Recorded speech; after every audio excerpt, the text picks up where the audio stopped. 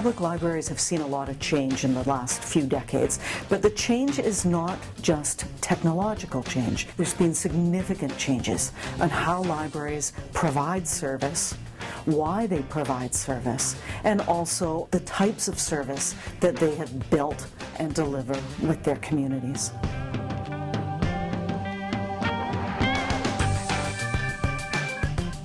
One of the important pieces here is a community-led service model.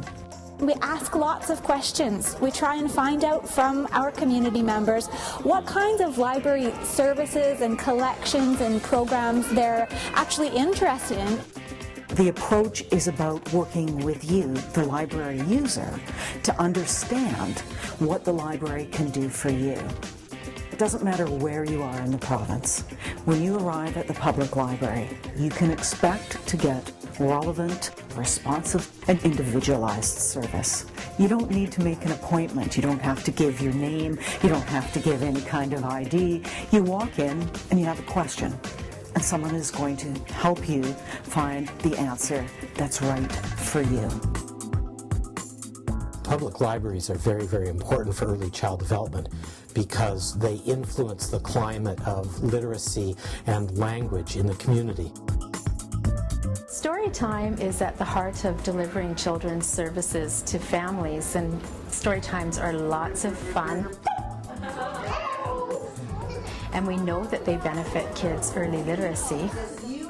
Public libraries don't only support literacy, they support cognitive development, they support communication skills.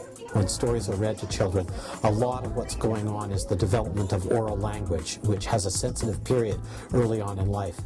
Libraries also promote social and emotional development by promoting the reading of bedtime stories, which are a social and emotional act as well as an act of language and literacy.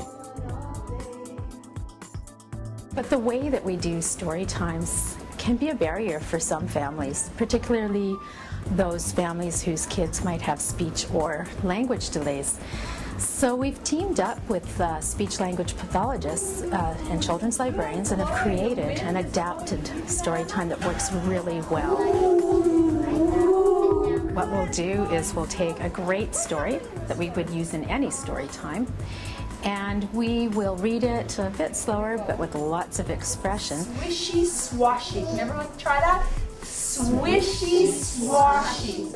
And then what we do is we retell that story in different ways, and we engage the children in telling the story with us. Oh, did we make it through the forest? Language Fun is one of Vancouver Public Library's biggest successes, I would say. And part of the success is that it continues to evolve. As needs change, so too will we change to ensure that we have the best program possible. One of our community partnerships is with BC Housing, and at one of their social housing complexes, we've been for a number of years having a storytime program there. We aim to support early literacy and family literacy in our communities. Children who come from families where there's very little reading will tend to grow up in environments which are not very strong in language. The outreach program brings those families into contact with an agency, the library, which is very important for promoting language development in children. The impact of these programs have been really significant. The children in these programs now they regularly borrow books. They take them home with them. They're really engaged with the materials. They make regular trips to the library. Public library service is evolving. It's evolving to ensure that the service we provide remains relevant, remains responsive. If you are a child or you are a senior citizen, that you've got the type of individual and personalized service that you need and you want. So library users, and even infrequent or non-users, have an opportunity to find what they need and want in a library or in a space where the library has set up.